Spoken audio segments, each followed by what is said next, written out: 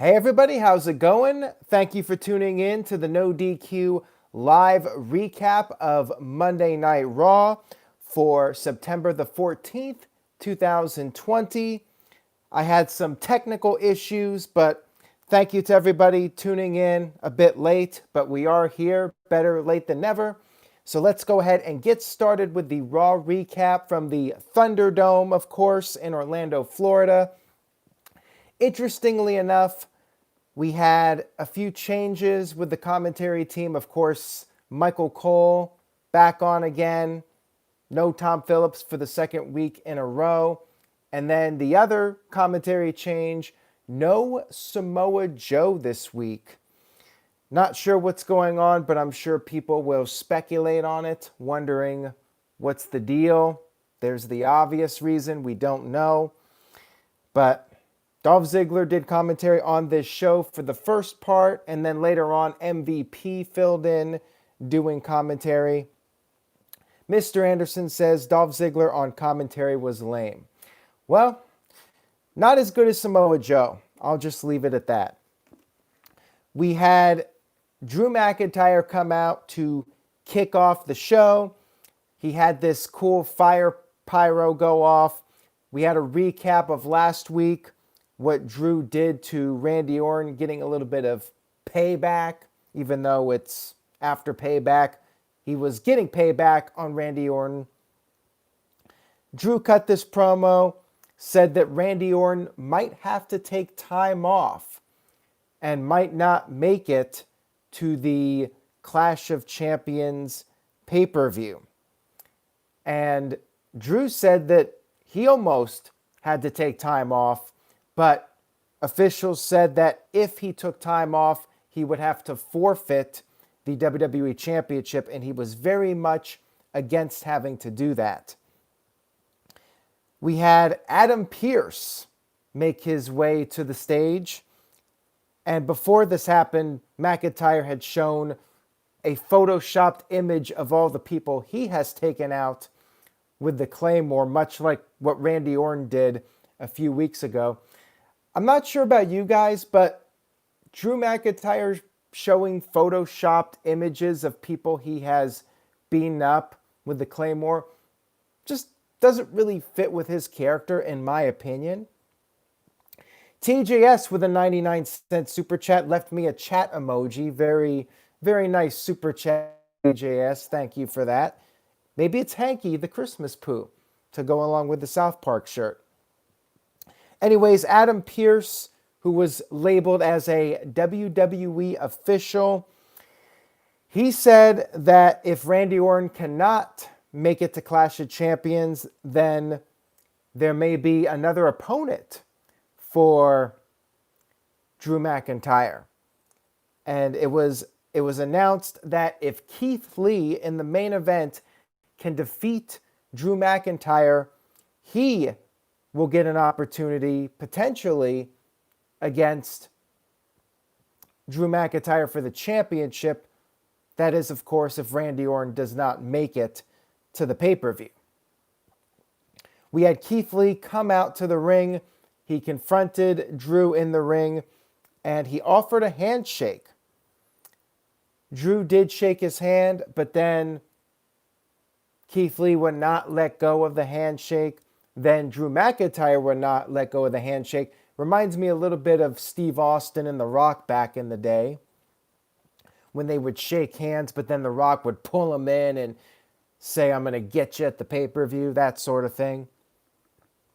Decent segment here, although I feel like this could be going in a triple threat direction, but then again, I'm not really sure. When the whole entire Raw episode was over, I was still having more questions than answers as to where this is all going. But we'll talk about the end of Raw here as we move along.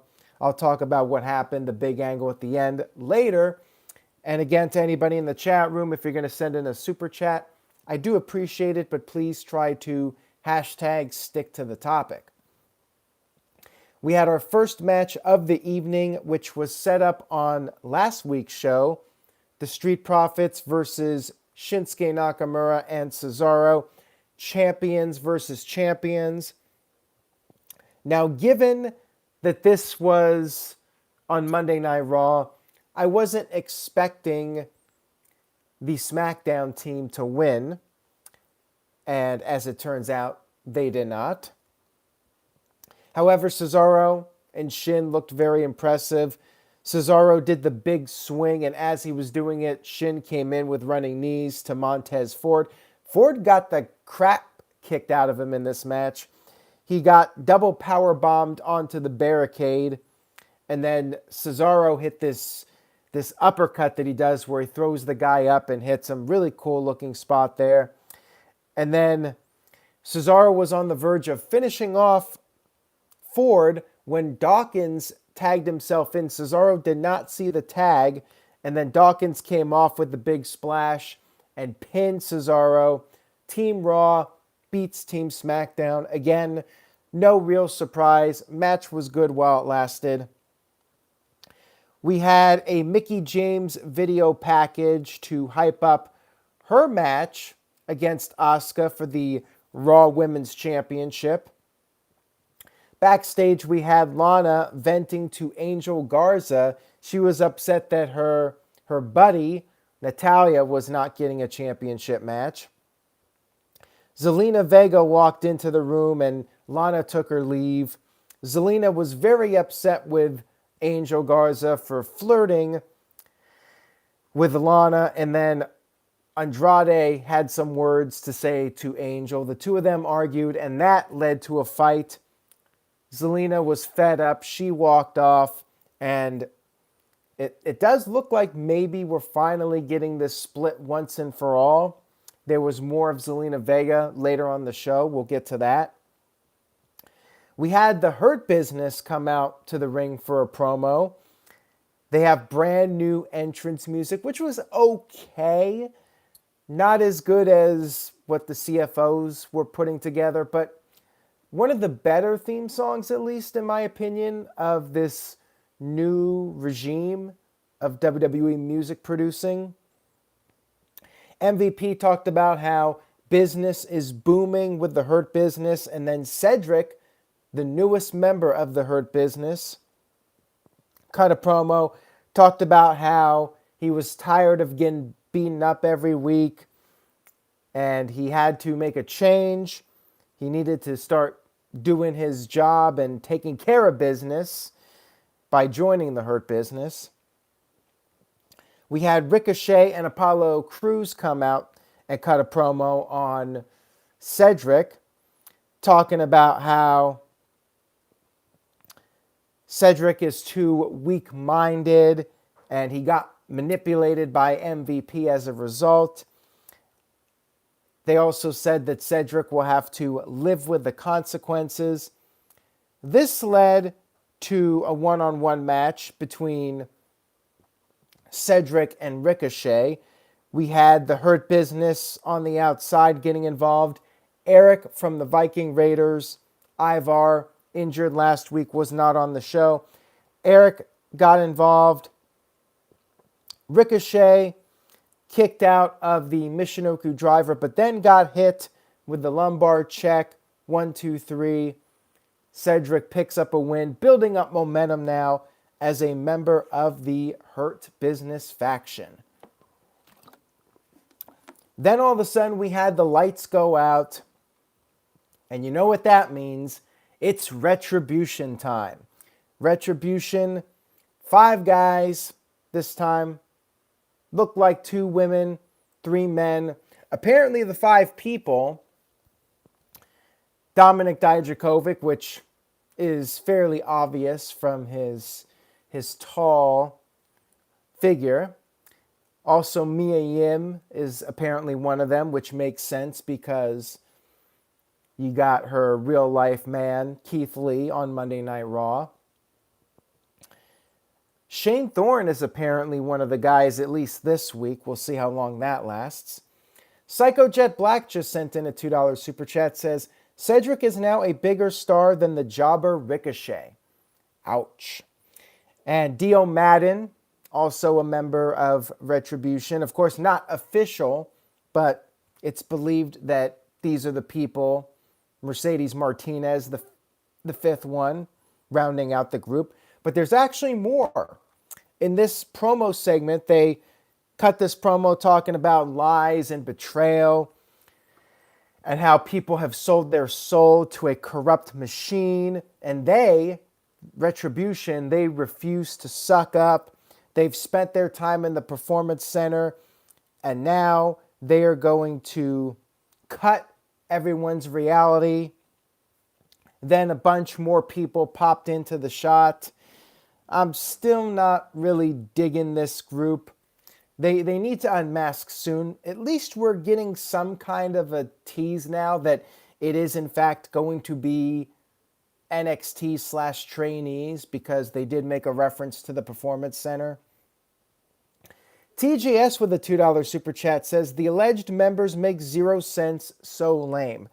I do agree with that in the sense that, yeah, Dominic Dijakovic has not been on TV in a while, but why would he be frustrated? Like, none of the people that are allegedly part of the group really make sense. Maybe Dio Madden, because he was on Raw commentary and Brock Lesnar beat him up and he never really got his shot in NXT. I could see him being a good member, but Mercedes Martinez has been on NXT every week, and Mia Yim has been a big part of NXT in recent weeks. So, yes, storyline-wise, going to be hard to explain those people if they are, in fact, the members of Retribution. Psycho Jet Black with a $2 super chat says, how is it that Retribution is worse than the Nexus? Well, at least Nexus had some momentum right off the bat, and you had fans, and you did not have a million camera cuts on top of that. Hamp Connor with a $5 super chat says, greetings from Meriden, Mississippi. I didn't know a single name you just said. Well, thank you, Hamp, for tuning in. I appreciate it. And if you were not watching NXT, yeah, you're not going to know who any of the Retribution members are, most likely, unless there's some kind of swerve and it is guys like The Miz that are pulling the strings. But then again, Retribution's not part of SmackDown anymore. They're so against this evil corporation, this corrupt machine, yet they're only targeting Raw now and not SmackDown. SmackDown is where they first raised hell with the chainsaw and everything.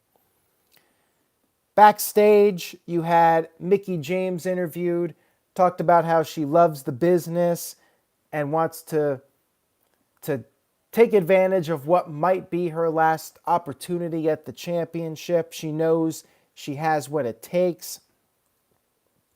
We had Scrap Iron Adam Pearce with security, and he was very upset that his Keystone security cannot take care of Retribution. Here's an idea. Retribution, their logo is popping up on the screen. So why not have security surround the production truck? Problem solved, right? But of course, we need to believe that Retribution can somehow get past security and get into the production truck and put up their logo and have the cameraman there to cut their promo for them. It's a little bit hard to believe.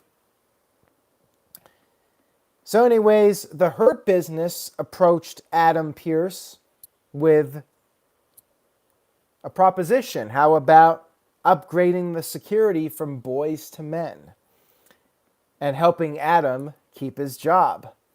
Adam said he appreciates it and he thanked them for volunteering, but MVP said, oh no, not volunteering. MVP said it's not a charity and they will be sending Adam Pearce a bill. Next up, we had Asuka versus Mickie James. During this match, Michael Cole took a little shot at professional sports, saying that at the Thunderdome, you get no cardboard cutouts here. Of course, Thunderdome, you get no actual fans in the building. Ha ha ha. Mickie James put up a pretty good fight here against Asuka. Match was good at times, but there were also a few awkward moments during this match. At one point, Mickie went for her kick and she missed it pretty significantly, and Michael Cole even had to say that she did not get all of it. And then Asuka, after several minutes of back and forth here, she got the Asuka lock on. Mickie rolled out of it, but then all of a sudden, the referee called for the bell. It did not appear like Mickie actually tapped out. I'm not sure what the finish was, but you could tell Mickie, for real, did not expect the referee to suddenly call for the bell. Like, immediately when he did this, Mickie put up her hand and, like, went, what? She just had this look on her face like she did not understand what the referee was doing. Very awkward moment here, and then it was announced that Mickie could no longer continue, and that's why the referee stopped the match. Yeah. Ken terminated by DQ with a $4.91 super chat. Thank you for that, Ken. Says, what the hell is up with the botched finish? Your guess is as good as mine. Hopefully we'll have some word come out about this. Maybe Mickie James will let us know what happened on Twitter, but maybe not.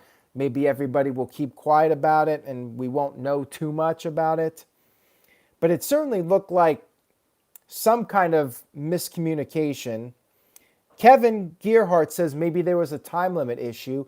Perhaps. Maybe they were over on time and the referee was told to stop the match. Whatever the case was, I mean, that very well could be. I saw people saying that maybe she had a concussion, but her reaction to the finish came off to me like she was well aware of what was going on. And there's a super chat here from, let me pull it up, Hamp Connell with a $5 super chat. Thank you, Hamp. He says, it's obvious Retribution is Steve Blackman, Bart Gunn, Marty Jannetty, Tori Wilson, and Sonny. I'll tell you what, I would almost be more entertained with those people as Retribution. Imagine Marty Jannetty as the leader of Retribution. Pretty much a 0.0% chance of that happening. Maybe 0.0000001% chance of that happening. But I would pop for it. I hate to say it. Bart Gunn I would even pop for too. So immediately after the match was over, Zelina Vega came out. Mickie James was nowhere to be found. Zelina cut this promo on Asuka in the ring and said Asuka needs to stop focusing on people of the past and focusing on the superstars of today. Zelina said that she is ready for the championship. Asuka mocked her and then got slapped by Zelina, and then Zelina fled the scene, of course, because she wasn't ready for a fight right there. Interesting, because I do not remember Zelina getting this big singles push. Like, she's been doing the managing and occasionally she does a match or two, but is she really going to be in the title picture now all of a sudden? Seems pretty abrupt, this Zelina Vega push for the championship. I mean, did WWE really not think this through as to who could potentially feud with Asuka for the championship? I say all the more reason to bring in somebody like Rhea Ripley, or maybe actually use somebody like Mia Yim instead of, as a Retribution member, actually call her up and put her in a feud with Asuka. Or even Bianca Belair. As Psycho Jet Black points out, where is she? Like, you could build her up for a title match. I thought Vince was high on her. Where is she? So yeah, this whole thing, the match, the post-match, I thought it was kind of a mess. Keith Lee did a backstage interview, talked about how his goal, of course, is to become the WWE champion. We had Bobby Lashley in a one-on-one match with Eric from the Viking Raiders. At this point, MVP took over on commentary from Dolph Ziggler. And some people thought maybe he was replaced because he was doing so poorly on commentary. He was okay, but I think Samoa Joe does a much better job. I think the real reason was that Ziggler was going to Raw Underground. Anyways, pretty much a one-sided match, enhancement match for Lashley. Eric tapped out. I mean, I think it's pretty clear that WWE has no plans for Eric as a singles competitor. He'll probably be put on ice until Ivar comes back, whenever that is. I believe Ivar's having surgery this week, and I guess we'll find out soon enough how long he'll be out of action. TJS with a $5 super chat. Thank you, TJS. And he's going off topic here, so shame on TJS. He says, why did Vince make Keith Lee wear a shirt? Looks like Fat D-Lo. Always gets my hopes up that his theme will return. Should we get Fiend in Raw Underground? I would say no to the Fiend on Raw Underground. I think that would be a mistake. I'll talk more about Raw Underground, though, and who showed up on this episode of Raw. I'm not sure what the deal is with Keith Lee and his attire and the theme song. If it ain't broken, why fix it? The guy is jacked. I mean, he's not like steroid ripped looking, but the guy, you could tell that he's a power lifter. And I don't really see the need for him to wear a shirt. I thought he looked perfectly fine without a shirt. The guy is built like a tank. And I mean, his arms are huge. Like, why cover him up? So yeah, I don't have a good answer for that. But it was, if I had to guess, a Vince call. I mean, why else would we have the change all of a sudden? Either Vince or Kevin Dunn. Had to be one of those two. We had Kevin Owens with a backstage interview talking about Aleister Black. And he said that maybe Aleister is upset because hardly anybody cared when he spent a year and a half asking somebody to knock on his door and nobody did. Then we had Braun Strowman show up. Braun Strowman from Smackdown. I wasn't sure if this was part of the brand-to-brand invitational, but I believe Michael Cole said that anybody could show up at Raw Underground, including people from NXT or SmackDown. Strowman is pissed off. Instead of going after The Fiend or going after Roman Reigns, he's gonna vent, and he's gonna take his frustrations out on the people on Raw Underground. Okay. We had Dominic Mysterio versus Seth Rollins in a steel cage match. We had a recap of the feud and a recap of what happened last week when Dominic and the Mysterio family beat up Murphy with the kendo sticks. Before the match, Seth Rollins had a talk with Murphy and said what happened is in the past. He's looking towards the future, but he does have a role for Murphy, and that role was to stay in the back. He slapped Murphy, and Murphy said, "Yes, sir." Poor Murphy, he's getting abused by the Monday Night Messiah. I like the storyline though. The feud these two will eventually have, we'll see if it puts Murphy on the map. Anyways, we had the cage match. MVP, as I mentioned, on commentary. Dominic cut a promo before the match saying that he cannot back down from any challenges if he wants to follow in his father's footsteps. Mysterio said that him and the family will be out there to support him, but once he's in the cage and once Rollins is in the cage, they are on their own. So we had the match, and Murphy immediately got involved, even though Rollins told him to stay back. You had Murphy hand a kendo stick to Rollins, and Rollins used the stick, but eventually Dominic made a comeback. He threw Rollins into the cage repeatedly, got a near fall, and then Dominic was going for the door to try and win. Murphy attacked Rey Mysterio, who was by the door, and then Murphy went to slam the door on Dominic's face. However, he wasn't paying attention and he accidentally slammed the door on Rollins' face. Dominic went up to the top, hit a frog splash for a near fall, which Rollins kicked out of, and then Dominic tried to climb to the top of the cage. You had Rollins catch him and hit a superplex, followed by the Falcon Arrow. Then Rollins hit not one, but two curb stomps to put away a very game Dominic Mysterio. Another solid match here from Dominic. Dominic looked really good here again. Psycho Jet Black with a $2 super chat, thank you for that, says, should Dominic wear his own mask or face paint? I like what he's wearing right now. I think it's fine, but I would not mind him at some point wearing a mask or wearing face paint. You know, you could tweak up his look and try some different things. It's not like where Keith Lee had something that was broken and needed to be fixed. And I think the same applies here for Dominic. Like, I think what he has is fine. You really don't need to change it. Ken Terminated by DQ with a $5 super chat says, did you or the chat catch Seth Rollins dropping the F-bomb and the USA Networks failing to censor it? I thought it was interesting. I did not catch it.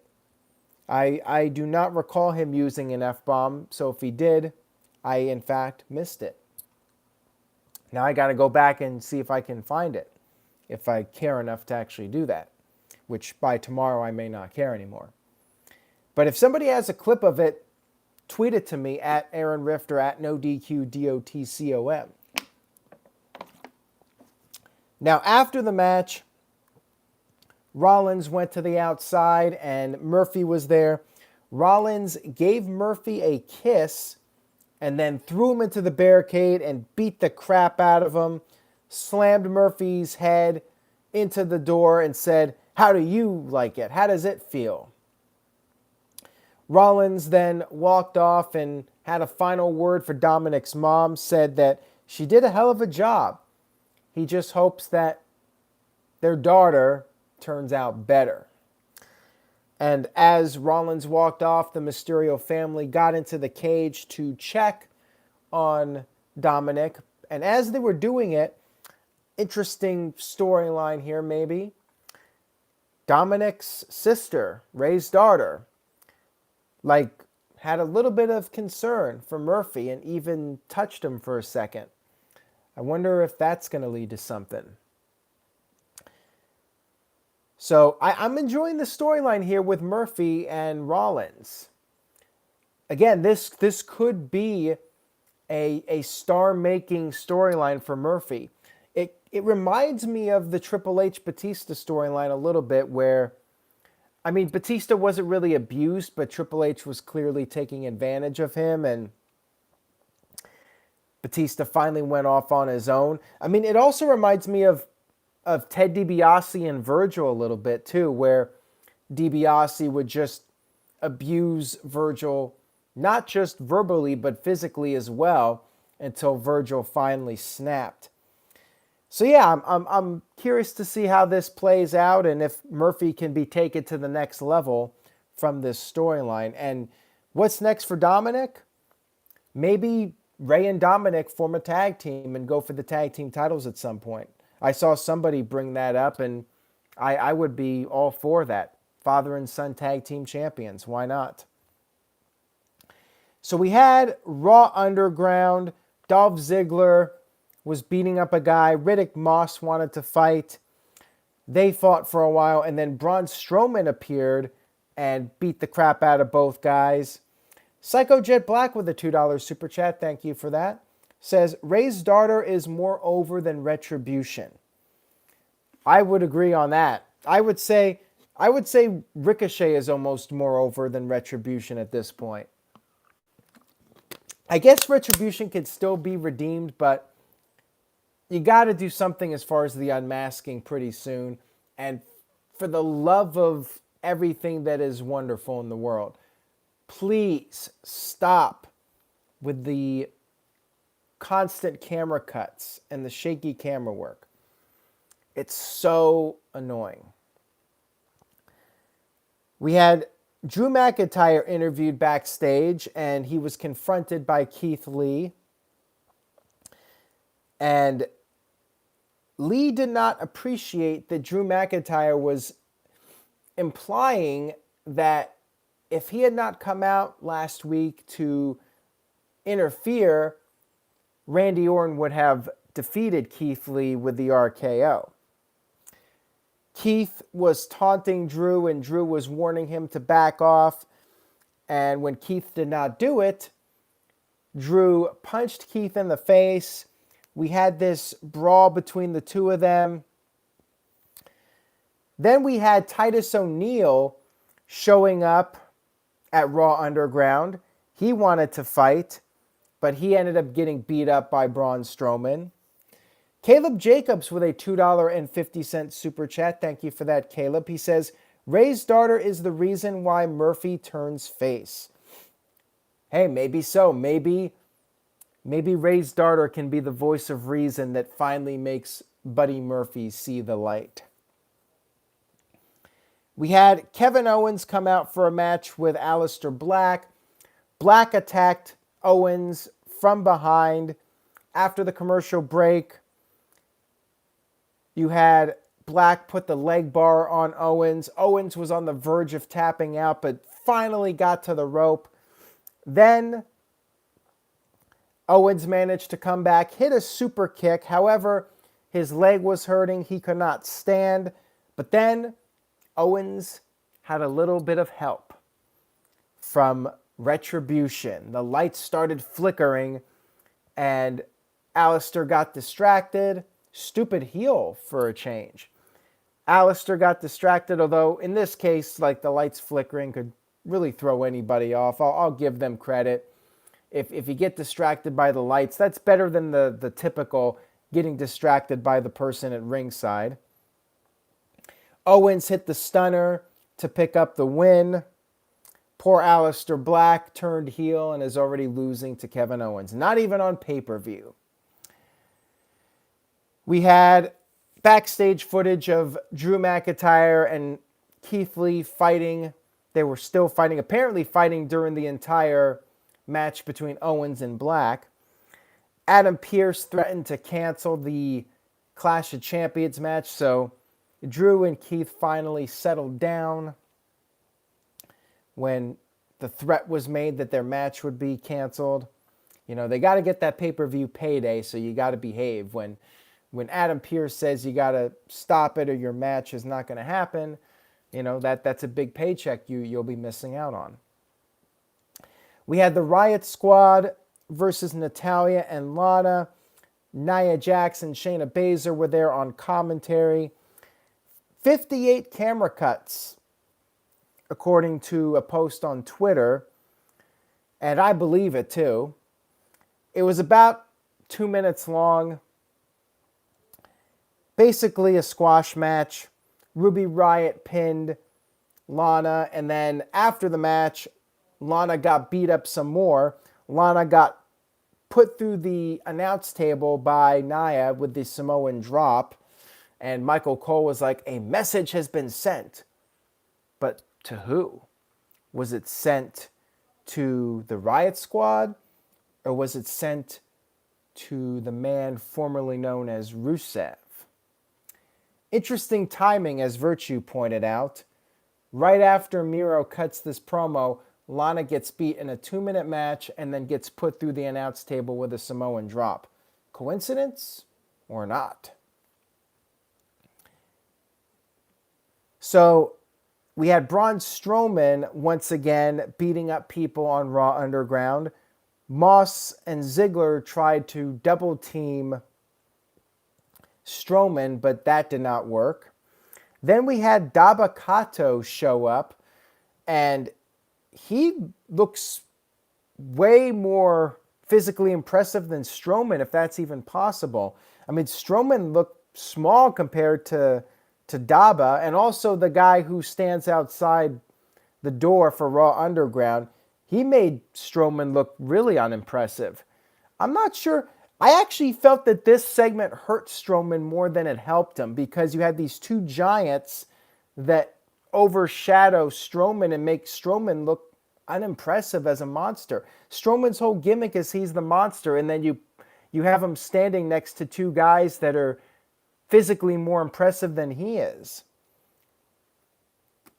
And Shane McMahon stopped this fight from happening. So next week, big ratings hook, we're going to have Dabba-Kato versus Braun Strowman in a Raw Underground fight. Boy, oh boy, I can hardly wait for that one. We then had our main event, Keith Lee versus Drew McIntyre. Lee was wearing a singlet this week instead of a full vest. Maybe we're slowly going to get him back to having no top and he can just wrestle in tights. Lee went after the jaw of Drew McIntyre, which, hey, I don't blame him for that. You know, you got to exploit the injury. After the commercial, Drew McIntyre got a second wind, but then Lee hit a superplex from the top. Then Lee went for the Spirit Bomb, which Drew got out of, and then attempted to go for, I guess, a Claymore, but not really. He ended up going for like a crossbody and collided with Lee. The two of them collided in the ring, and all of a sudden, Retribution showed up again. They surrounded the ring. This time there were like 15 guys. They beat the crap out of Lee and McIntyre. Then the Hurt Business showed up. A little late on this, but they did show up. Better late than never. Hurt Business got into business with the Retribution members. They all started fighting. Then we had Drew McIntyre and Keith Lee doing these dueling dives over the top onto the Retribution members. Tons of camera cuts here. I mean, even more than the women's tag team match. It was ridiculous. And as soon as Retribution comes out, you got the camera from way far out in the distance, the fan cam or whatever. And that was the end of Raw. Pure chaos. Show was okay, but to me it just was not a great Raw. I think I'm going to go with a C+ for Raw. The cage match was pretty good. I like the Murphy angle. To me, that was probably the best thing on the show, was that whole angle with Murphy and Rollins, to see where that goes. Retribution stuff, ain't cutting it for me. No Randy Orton on this show, so he actually sold the attack from Drew. Mr. Anderson gives it a C. Luis Ortiz with a C+. Michael Wayne, by the way, hope you're feeling better soon, Michael. He gives it a C. Tyson with a C. Amanda with a B. D. Ross 2 with a C. Ken with a C. Shady Snake with a D+, Kev with a C+, Dominic with a C-, Matt Helms with a C+, Bruce with a C, Brandon with a C, Muhammad with a C. And Kevin actually gives it a weak B-. A lot of C's. Darren G says it's Raw watchable. I would not watch 3 hours. If it was not my job, there's no way I would be watching this show live for 3 hours. And for this particular Raw, I would say maybe check out the YouTube clips, Rollins and Dominic. Maybe check out the Keith Lee and Drew McIntyre stuff. But much of the rest of the show, I think, was very skippable this week. And Psycho Jet Black with a $2 super chat says, the leader of Retribution is Ricochet, as they both suck. Ouch. Yeah. That would be a fun twist if it was Ricochet as the leader of Retribution. Ken, terminated by DQ with a $5 super chat. Thank you, Ken. He says, I think this is the second match with Dominic and Rollins. Why do you think Vince did not book the kid over a top guy? I think he's got potential. I think it's fine that Dominic is not beating Rollins because Rollins is a veteran and Dominic is the rookie. I mean, Dominic hasn't even gone through NXT. He's done like what, 5 matches now or 4? So yeah, there's no reason for Dominic to be winning at this stage of the game. But I could see Dominic starting to fight some lower tier guys and picking up some wins. I mean, I definitely think he should be pushed. I know some people are like, well, he doesn't deserve it and whatnot, but I think Dominic's doing really well. And I think you should capitalize on the storyline and, do Ray and Dominic as a tag team going for the tag team titles. I think that should be the next step for them.